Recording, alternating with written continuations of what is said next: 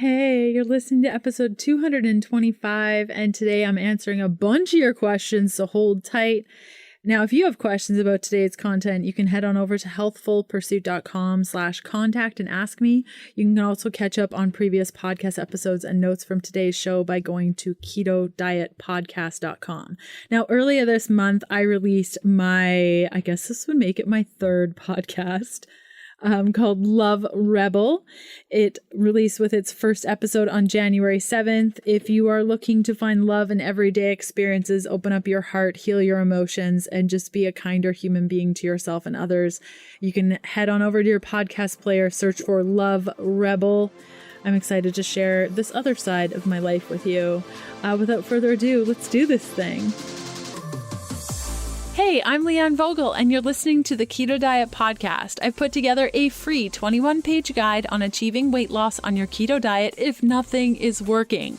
Did you know imbalanced hormones are generally at the core of all struggles that women face when it comes to our weight? Grab your free guide at ketoforwomen.com to get the steps you need to overcome the hurdles standing in your way. Thanks so much for listening, and let's get started with the show.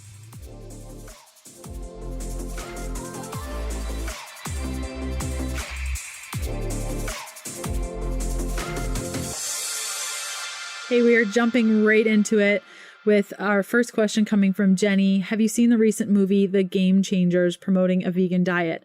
It's very convincing. I think it's going to kill keto if it catches on. I've never felt a vegan diet featuring lots of processed foods was entirely healthy, but that movie even got me enthused about cutting out animal products. They show blood and other testing on subjects who have dramatic improvements in blood pressure, strength, cholesterol, etc. when switching.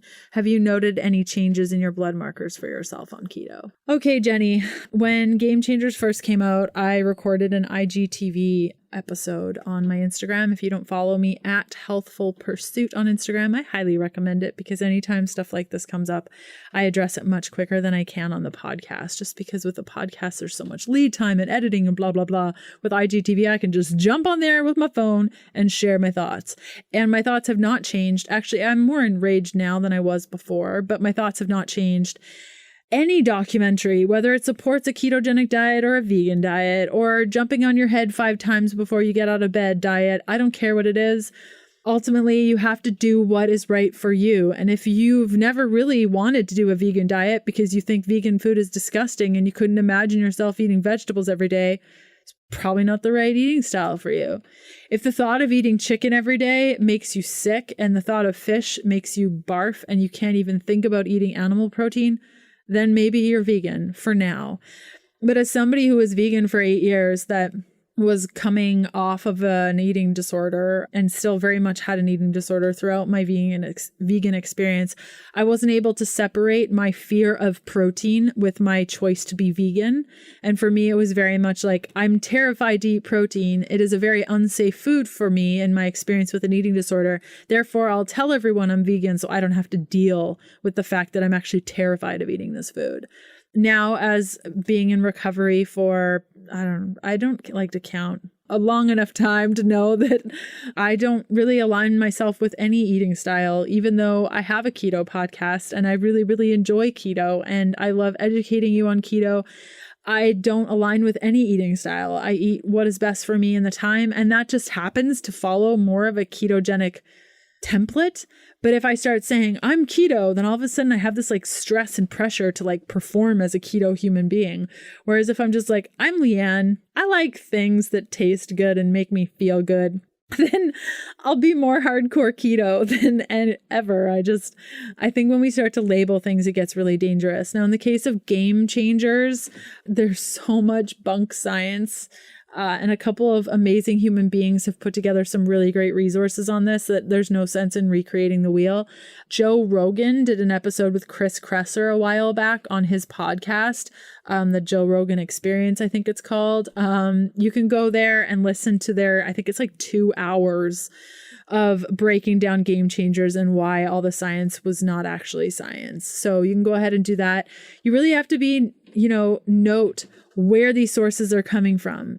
I am a human being that promotes a ketogenic diet, and it can be very easy for me to say all diets are bad diets. You want to follow keto and my diet is the best. And there are people out there like that. And unfortunately, there are producers and actors and famous people and influencers who have their priority is them. And so they're going to promote stuff that makes them money and makes them popular. And in the case of a lot of these different documentaries, you have to note the producers. Like if the producer owns a pea protein company and that company benefits from a vegan documentary, well, then yeah, of course they're going to create a vegan documentary so that pea protein products skyrocket and they make money, right? So you really have to ask yourself, who is behind this? Why am I making this change? And yeah, I've noticed amazing dramatic changes in my blood markers. If you go to YouTube and type in Healthful Pursuit Keto Blood Work, you'll find a bunch of stuff that I've done on that in the past with all my hormones and adjustments that I made when I was first starting keto. It's been phenomenal. But I think at the end of the day, you have to go with your number one. And your number one resource for whether or not an eating style works for you is you. So I hope that's helpful. Today's episode continues after this short message from one of my sponsors who make the show possible, plus give you some great deals on my favorite things. Superfat is a certified keto and paleo line of macadamia and almond-based convenient on-the-go nut butter pouches with 5 different dairy-free flavors, including MCT probiotic, protein nut butter, uses sunflower seed protein, which is a major win. No pea protein, yeah! And Nitro Coffee MCT. My favorite flavor is cacao coconut, lightly sweet, perfectly salted, and so chocolatey. With 22 grams of plant-based fats, 3 grams of net carbs, 2 grams of sugars with no added sugar, 5 grams of protein, 6 grams of fiber. I chow down on super fat when we're sailing, pack them in my trail bag, and on long flights for easy fat on the go. Each pouch contains about 50% more than other nut butter pouches, with healthy plant-based fats found in superfat support sustained levels of energy, cognition, and mental clarity. Macadamia nuts are found in all flavors and are scientifically proven to help speed up fat metabolism, plus they taste so good. Use the code Leanne for 15% off when you go to superfat.com. Again, that's Leanne at superfat.com for 15% off your order. Enjoy! Carol says, hi, Leanne. In a recent podcast, you mentioned that you no longer support Vital Proteins collagen for a few different reasons. I've been using this product for about a year now, and I'm curious as to what your reasons are for no longer supporting this brand. I'm not seeing huge results with it, so I'm interested in switching to something else. Please share your knowledge and opinions. Thank you. Carol, okay. So I realized very early on, actually before my blogging career, that it's very, very important that the products that I recommend are great products. And the minute that product is no longer great, I tell you guys. So I was partnered with Vital Proteins for a bunch of years. I would have to say from I think around 2015, 16-ish area, I feel like. And I was their first affiliate, sent a ton of business their way. This is when collagen was just growing. I sent hundreds of thousands of people over there. They bought their products. They loved their products. They continued to buy. And then I started getting a lot of complaints from listeners of the podcast, readers of the blog, and people were saying I'm not getting results. I don't like this. When I talked to the company, they hung up on me. When I sent messages, they were rude to me, and Vital Proteins started being rude to me to the point where they just dropped me as an affiliate. I lost a lot of money. I lost a lot of clients, and it was a real shame, because I take this stuff very seriously. And when a company doesn't treat me well and doesn't treat the people that I'm referring well, I cut it all out. So I've tried to remove Vital Proteins from every spot on my website. I take this stuff really seriously, because the last thing I want is for you to get a product and then you're treated like garbage and you're like, well, Leanne told me to go to this product and they're jerks, right? That's not what I want. So any of the sponsors or products that I recommend, I work one-on-one, usually with the founders of these companies, to make sure that they are solid people and they're solid businesses and they're built on the right values and we align on our values. That's why some of my long-standing partners like Perfect Keto, they're such a solid crew of people, and I've met so many people in the organization and I love what they're doing. And then it aligns and I have no problem sharing that with you. And I don't even need to make money. I just want to help you. I want to give you the right resources resources and align you with the right people. So when you are not treated well from a product that I recommend, please tell me.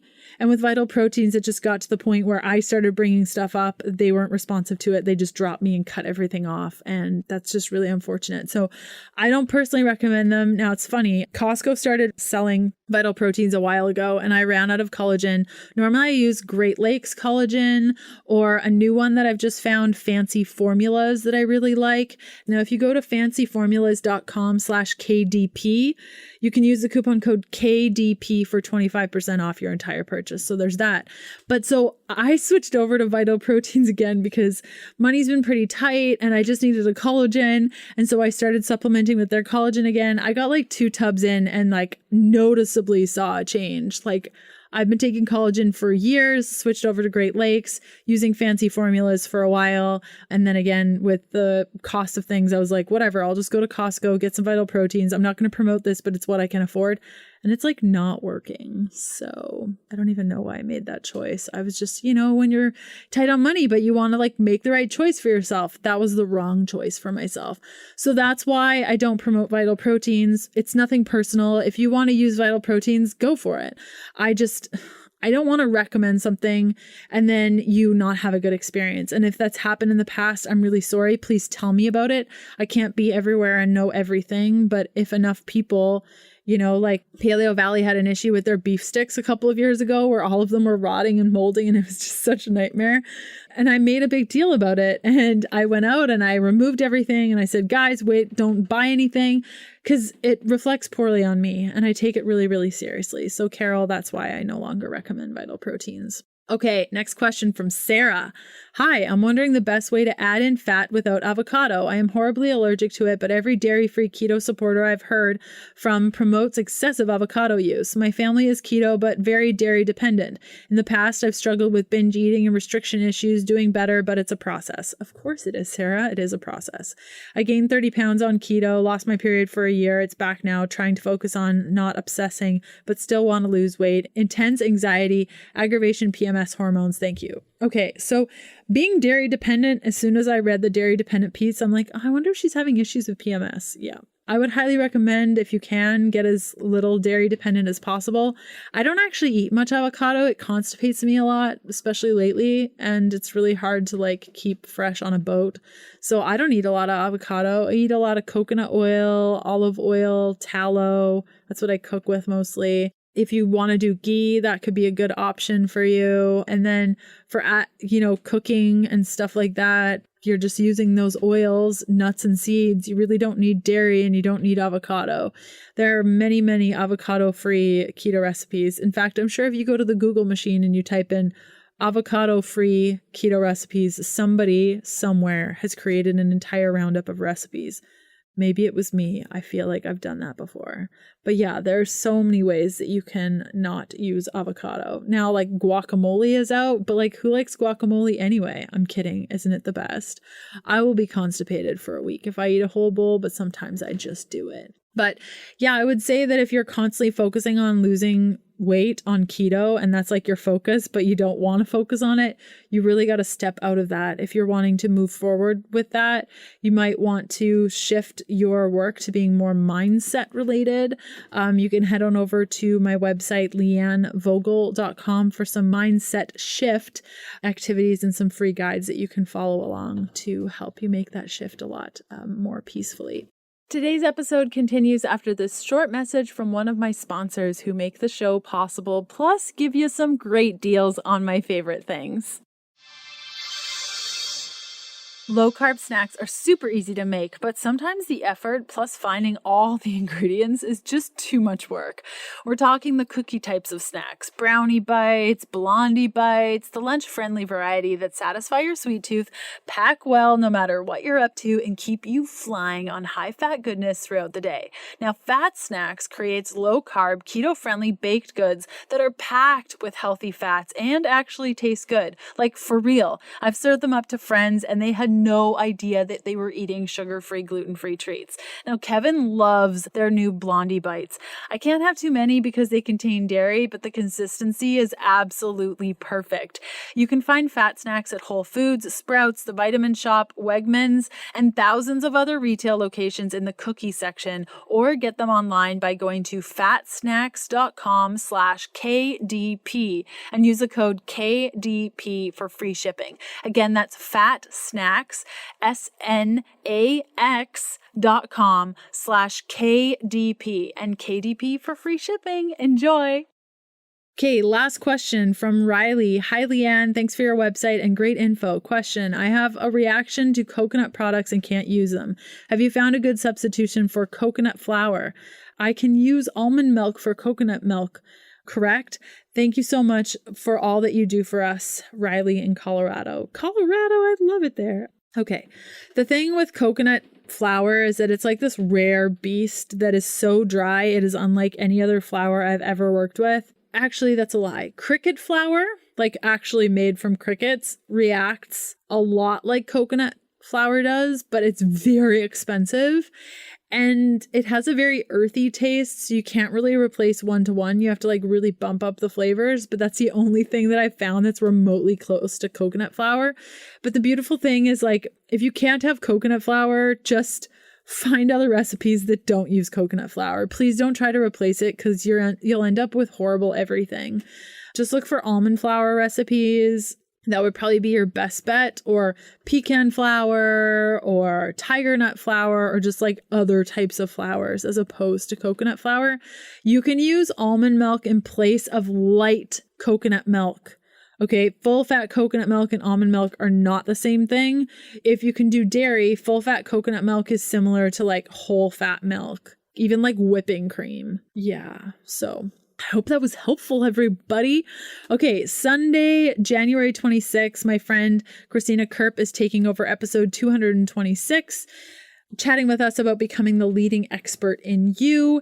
And then episode 227, I am answering more of your questions. We're going to be covering how to incorporate root vegetables on your ketogenic diet, whether you can or not. We're chatting about CBD oil, specifically for humans and pets, and ketone levels. So watch for that, and I will see you soon. Bye.